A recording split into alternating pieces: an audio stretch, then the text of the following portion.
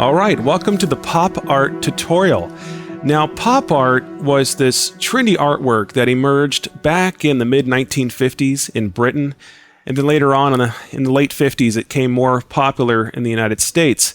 But it was one of the major art movements of the 20th century. It was seen everywhere. You would see it on product boxes, cans of food. It was on, most of it was seen in comic books. Just this whole technique and this style of art and the way they created it, it just totally took off. But pop art went away, and then now it's just came back all of a sudden and started to become more of this trendy type of artwork again, or has this sort of vintage look to it that looks kind of cool. And it's seen in magazines and posters, and there's a lot more tutorials on it now and how to do it in Photoshop. And I wanted to include a video on this course to show you one version of it anyway.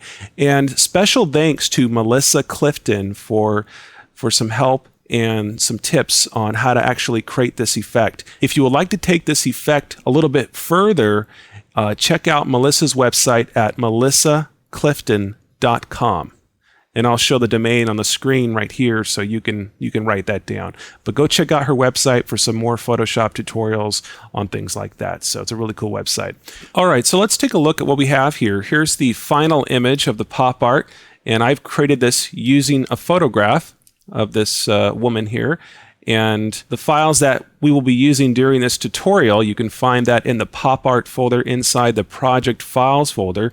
You see I have the stock image here.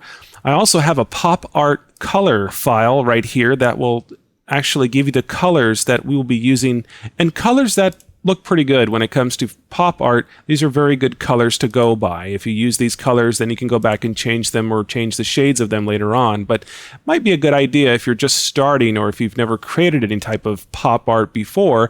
You can just go ahead and use this little color sample file here, and that will guide you. And we also have the final image right here. But what I'm going to do first is just move this image out of the way, and I'm going to keep my pop art colors file open, and it might be a good idea to just double click and open up that colors file. And then what I'm going to do is start off on the stock image right here,